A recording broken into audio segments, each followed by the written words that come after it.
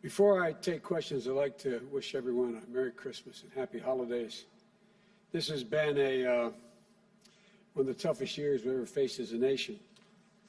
And the pandemic, the economic crisis, the calls for racial justice, historic and punishing wildfires and storms. So this season of reflection carries a much deeper meaning than it usually does. Over 320,000 lives lost to this virus. And Jill and I send our prayers, as I'm sure all of you do, to all who are facing this dark winter with an empty seat at the dinner table where a loved one used to sit and talk and laugh and reminisce. Our hearts go out to all of you who have fallen on hard times, through no fault of your own, I might add. Unable to sleep at night, weighed down with the worry of what tomorrow will bring for you and for your family.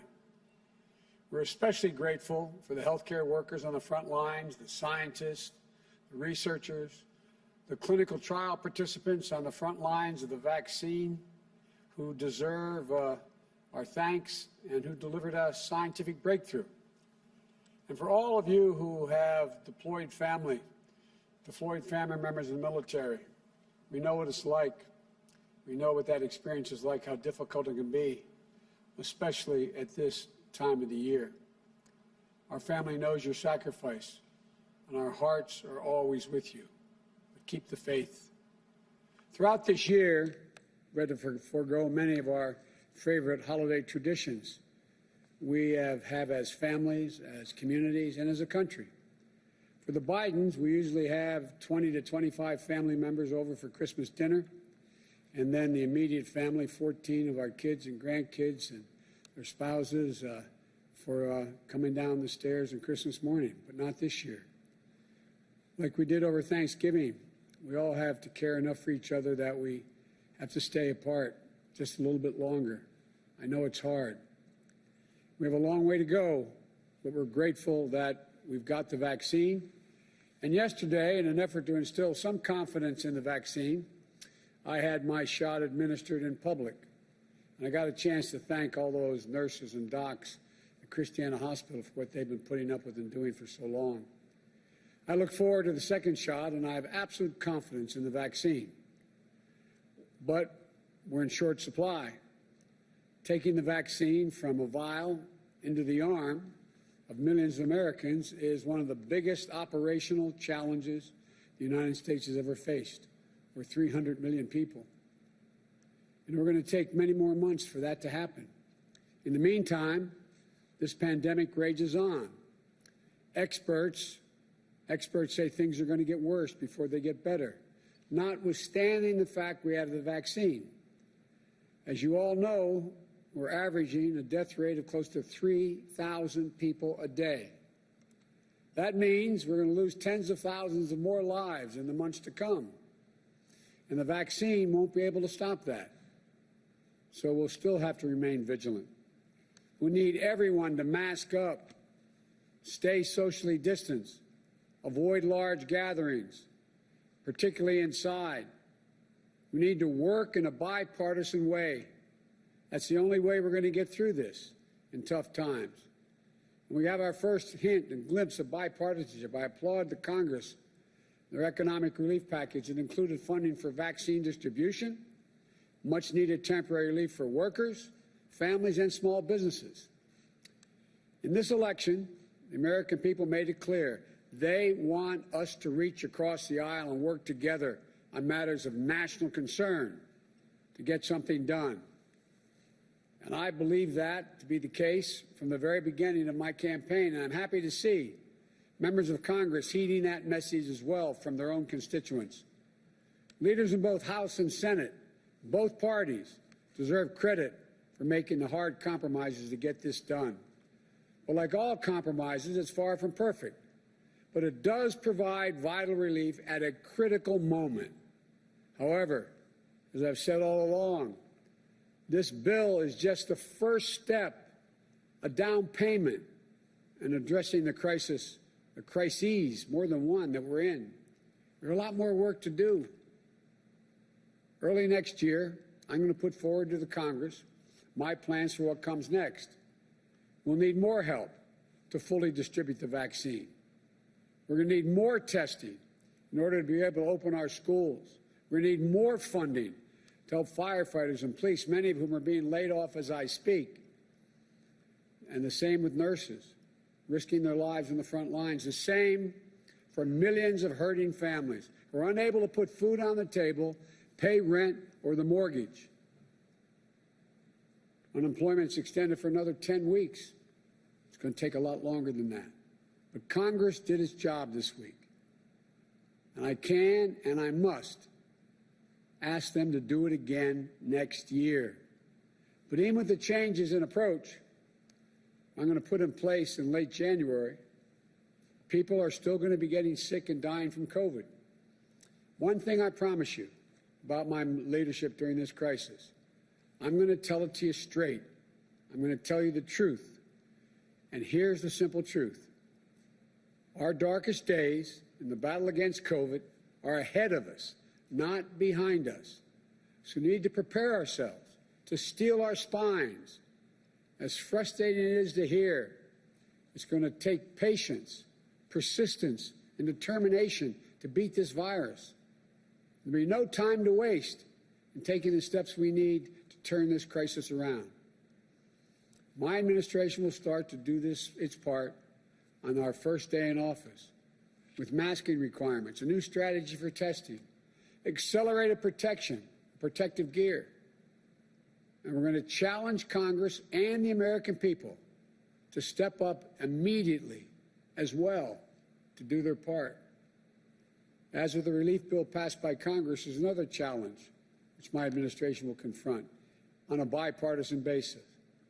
A massive cybersecurity breach against the U.S. companies, many of them, as well as federal agencies. And there's still so much we don't know, including the full scope of the breach or the extent of the damage it has caused. But we know this much. This attack constitutes a grave risk to our national security. It was carefully planned and carefully orchestrated. It was carried out by using sophisticated cyber tools. The attackers succeeded in catching the federal government off guard and unprepared.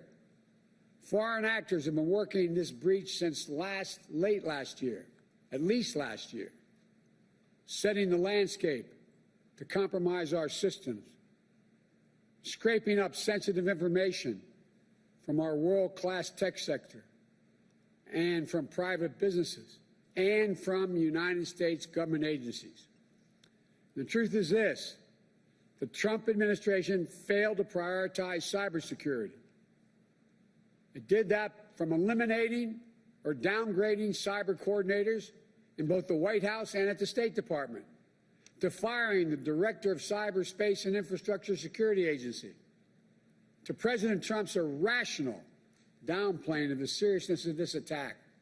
Enough's enough. In an age when so much of our lives are conducted online, cyber attacks must be treated as a serious threat by our leadership at the highest levels.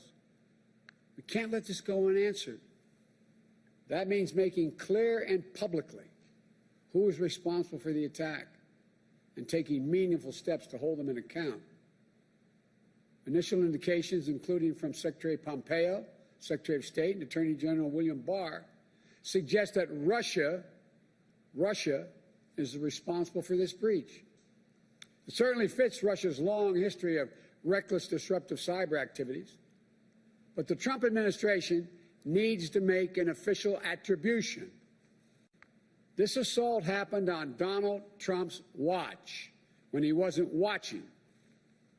It's still his responsibility as president to defend American interests for the next 4 weeks. But rest assured that even if he does not take it seriously, I will. While I'm disappointed by the response of President Trump, I was pleased to see leaders in both parties in the Congress speak out loudly and clearly on this attack. Again, I want to thank prominent Republicans in the Senate, particularly for speaking out. It's a sign that with the new administration, we can confront these threats on a bipartisan basis with a united front here at home. That should be encouraging to the American people and a warning to our adversaries. In the meantime, the President's team for the next 4 weeks need to cooperate fully, which they haven't been doing, to share information that becomes available on both the impact and our response to ensure a smooth transition to protect the American people as administrations change. Over the next month, I intend to continue focusing on building my team so that the right people are in place on day one of my administration to take over this effort, to prioritize cybersecurity across the board. And I'll consult with experts to plan for the steps that my administration will take in order to secure our systems, improve our cyber defenses, and to better withstand future attacks that we know will come, and to impose cost on those who conduct them. And I fully expect bipartisan support from this based on what we've heard so far. Our adversaries are highly capable. Cyber threats are among the greatest threats to our global security in the 21st century. And I believe we have to treat them with the same seriousness of purpose that we treated threats of other unconventional weapons. We have to work with our allies to establish clear international rules and mechanisms to enforce them, and consequences for those countries that violate them. I want to close with this. As I look at the first of what will be millions of vaccinations going in the arms of Americans after hundreds of thousands of lives lost, a Congress finally passing an economic relief package after months and months of delay, and a new urgency for a bipartisan approach to cybersecurity after years of a president who refused to stand up to our adversaries and hold them accountable. I'm reminded of a quote this season from a Jesuit priest named Alfred Delp. He wrote, quote, "Advent is a time for rousing." Delp believed at first we are shaken to our depths, and then we're ready for a season of hope. As a nation, we've certainly been shaken to our depths this year. Now it's time to awaken, to get moving, time for hope.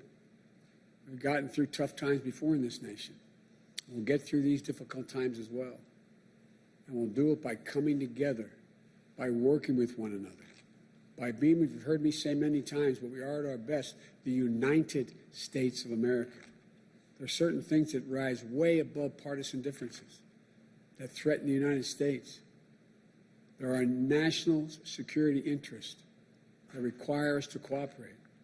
And I'm confident we'll be able to do that. After a year of pain and loss, it's time to unite, to heal, to rebuild.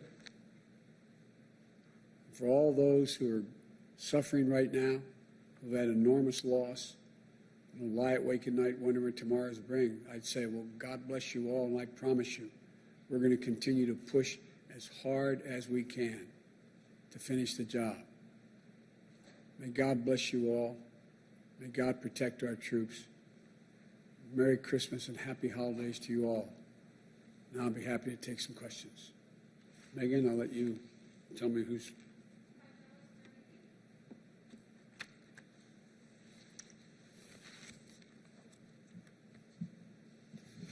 Thank you, Mr. President-elect.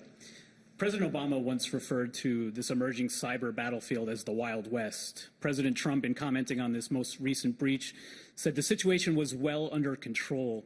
Given what you just said about this, that it represents a grave risk, do you believe it also represents an act of war, and will you respond in kind if so? The answer is, first of all, it is a grave risk, and it continues. I see no evidence that it's under control. I've seen none. Heard of none. Defense Department won't even brief us on many things. So I know of nothing that suggests it's under control. This president hasn't even identified who's responsible yet. Number two, the question of the damage done remains to be determined. We have to look at very closely the nature of the breaches, how extensive they are, and what damage has been done. And thirdly, there's going to be a necessity, as President Obama and I and our administration talked about. We need international rules of the road on cybersecurity. We have to bring along our allies and our friends so we hold everyone accountable who breaches any of these basic fundamental rules. And lastly, I believe that when I learn the extent of the damage and, in fact, who is formally responsible, they can be assured that we will respond, and probably respond in kind. There's many options which I will not discuss now. Why not lay out those kind of options publicly, though? Isn't part of the issue here deterrence and the fact that Russia felt some impunity, if it is indeed Russia, to do what they've done here? We have not done that in any other areas where we have faced international crises. We don't sit here and say that we're going to strike you with a nuclear weapon. We don't sit and we're going to say and so on. Let us determine what the extent of the damage is, and I promise you, there'll be a response. On another issue, sir, as you know, the runoff elections in Georgia could well determine whether there's a Democratic Senate in January or a Republican Senate in January. Are you waiting for the outcome of those two races to make some of the final selections for your cabinet, including the Attorney General, the most significant outstanding cabinet secretary you're yet to pick? No, not based on the Attorney General. It's just a matter of getting to it and through it and being able to announce them all. They'll all be announced either just before or just after. We're going to make an announcement tomorrow, and we may have another announcement between then and Christmas and New Year's. We're just working through all of the efforts to do due diligence. And lastly, has the issue of the investigation of your son come up in discussions with your team and with potential candidates about the Attorney General? No. I guarantee you I'm going to do what I said. The Attorney General of the United States of America is not the President's lawyer. I will appoint someone who I expect to enforce the law as the law is written, not guided by me. Thank you, sir.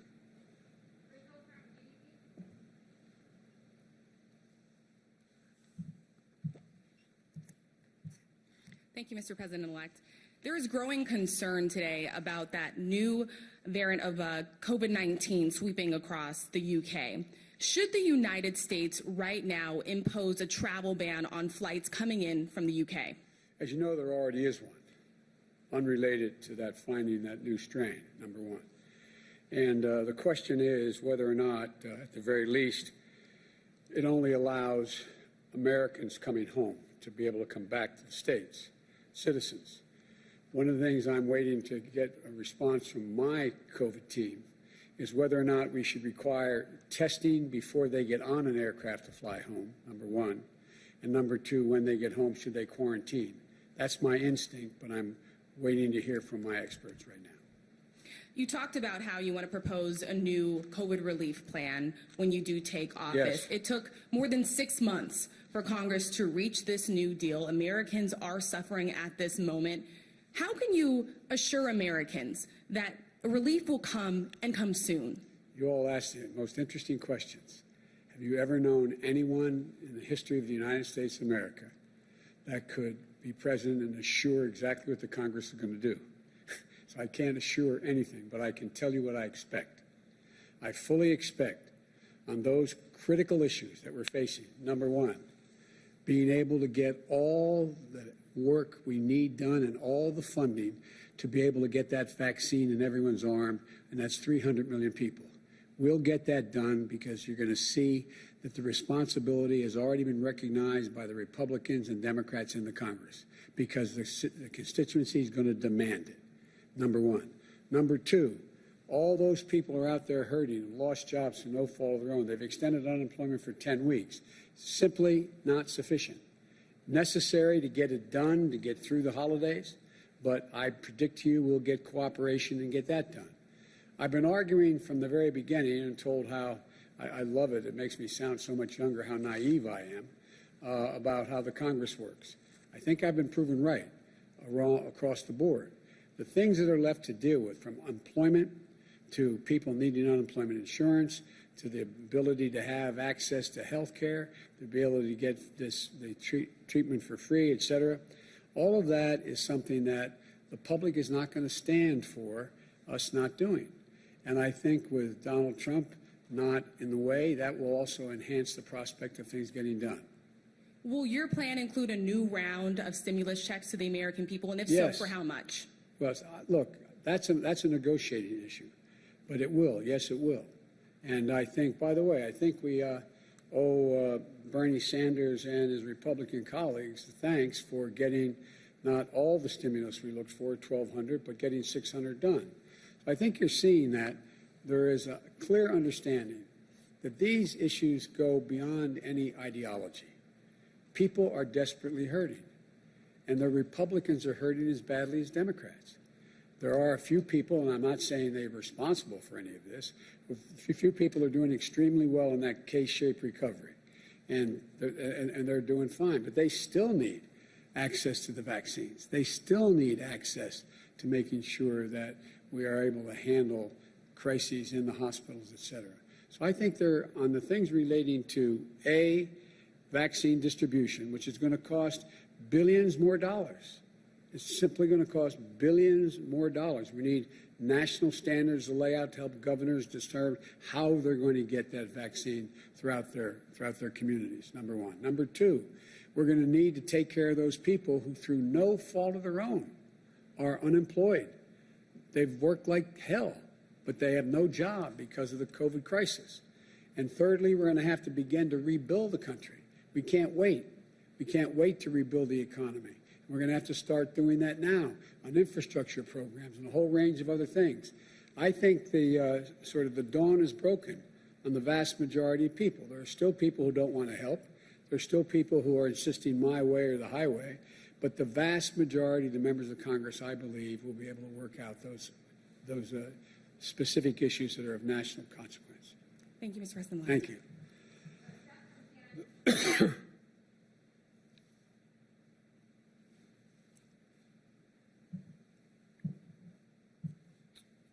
Mr. President-elect, thank you. Thank you. I'm still not sure if I heard you say specifically, though, sir, what is your ask of the Congress? In just 1 month's time, what is your ask of the Congress after you have watched over these many months when people in your party as well did not necessarily act as quickly as some Americans would have liked? What is your ask, sir? My ask will be laid out there in detail, but it relates to four things. Number one, making sure we have all the money we need to get the vaccine to 300 million Americans at a minimum over the next year, the next calendar year. Number one.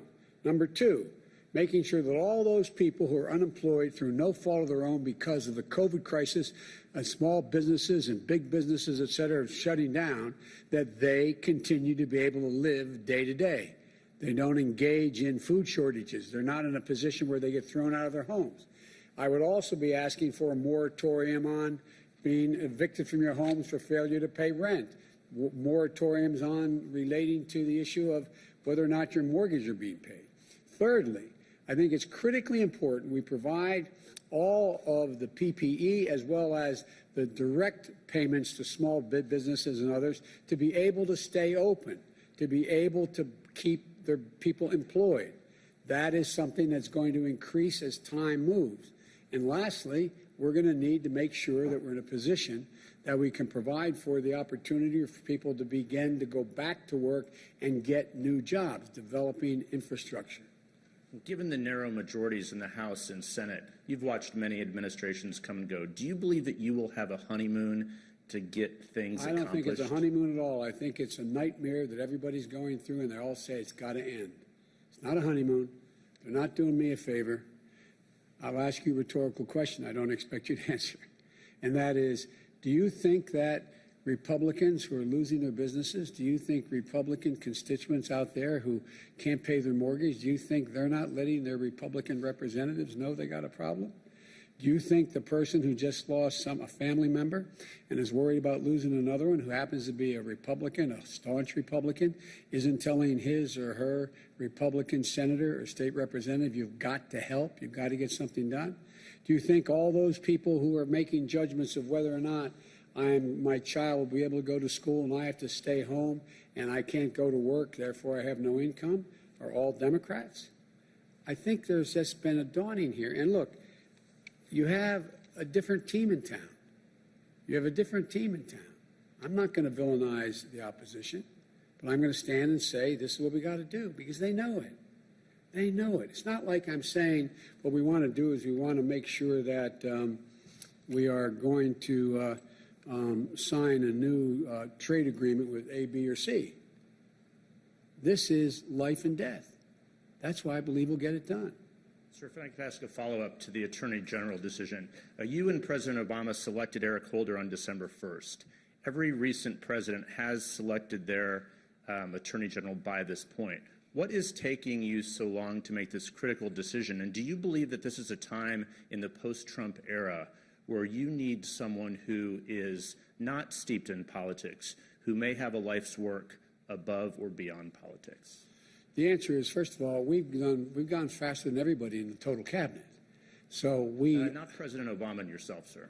The whole cabinet? The whole cabinet. The whole cabinet? Well, there were a few missteps on commerce, as you remember, but I do. I'm sure. I didn't want to raise them, though. Right. But look, this is, we're looking for a team who will instill the greatest confidence in the professionals at DOJ to know once again that there is no politics. There's no politics. As you know, there's been a great debate about in every single appointment whether or not there are enough African Americans, enough Hispanics, enough Asian Pacific Americans, enough people who are new and young. So we're just working through it. It's not by design. There's not an obvious choice in my mind. Thank you, sir. Thank you. Merry Christmas. Merry Christmas. Hi, Mr. President-elect. Hey. You just spoke about your confidence that it'll be possible to get things done once President Trump has left office. Excuse me, not just because he's left office, because it's all becoming obvious exactly what's at stake. Right. But even so, are you concerned about the effects long-term that his presidency and now in the transition, his refusal to concede, his challenges to the election will have on American politics, will have on the Republican Party, especially if he does take the step of filing for re-election next month, or run in 2024? Are you concerned about him lingering around? I know I see you smiling, but I still have to ask it. And kind of a corollary to that, would you consider filing for re-election early next year to show that you're not going to be a lame duck? I'm not going to be a lame duck. Just watch me. Just watch me. I've been saying this from the very beginning. Look, let's just get the work from this point on for the next several years. There is one objective, and it's not my political future. It's bettering the circumstances for the average American. That's what it's all about. And I want to communicate to the American people what I hope they already understand about me. It's about them. It's not about me. It's not about me. Still, do you think that the climate will be different after President Trump than it was Well, before we'll see. I don't know. I mean, I'm not a fortune teller, but I can tell you that the calls I've gotten from sitting Republicans in powerful positions, they know me. They know I level with them. They know I never mislead. They know I tell them the truth. And they know I don't go out of my way to try to embarrass. And in terms of the transition, are there areas where the Trump team has not been cooperative that have not been made public? We've heard a bit about the issues at the Pentagon last week. Are there other areas that you think the public should be aware of? There are other areas. I'm not sure it's relevant whether the public should be aware of. Look, what I'm trying to do is pull together the political parties that are in the Congress that know that we're facing 4 serious crises. And we have to address all of them. None of us will get all we want, but we can make real progress. And so my focus is on uniting, not emphasizing the divisions. Thank you. Thanks.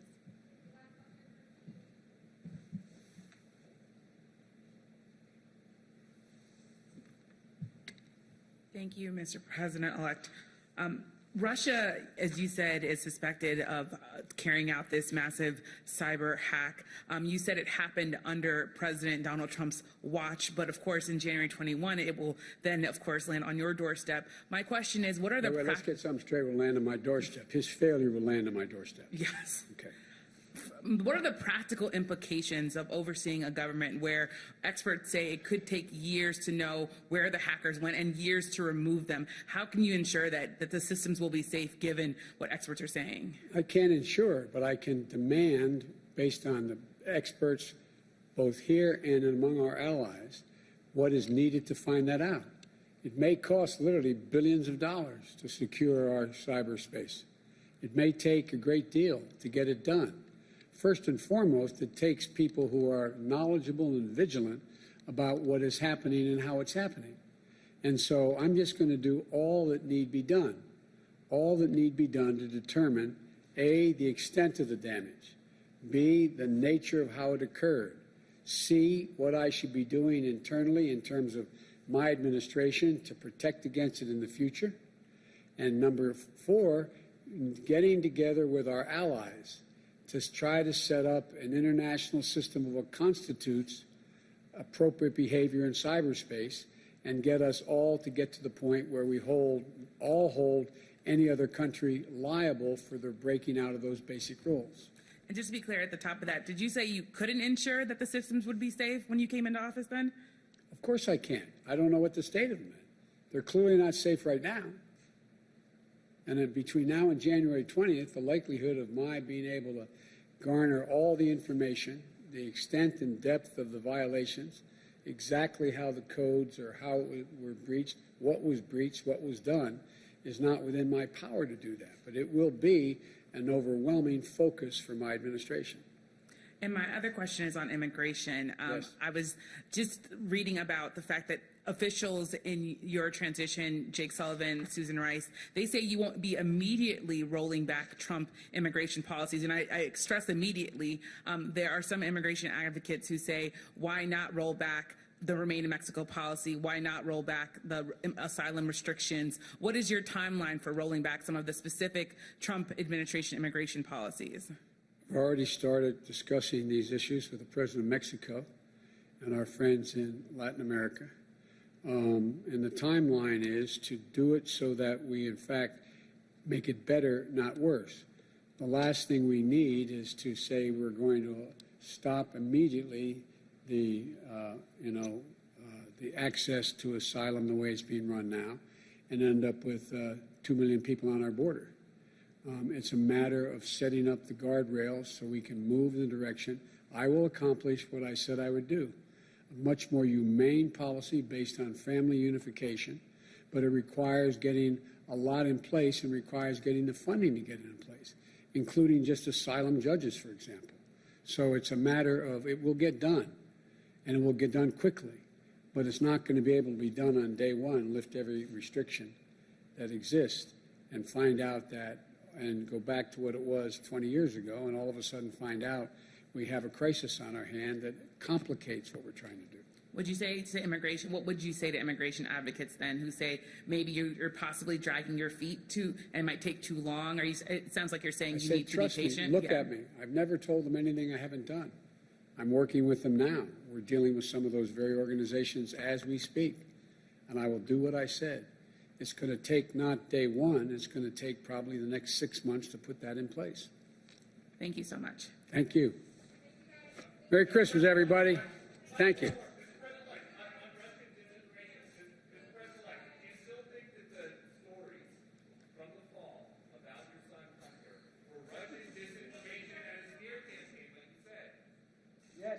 Yes.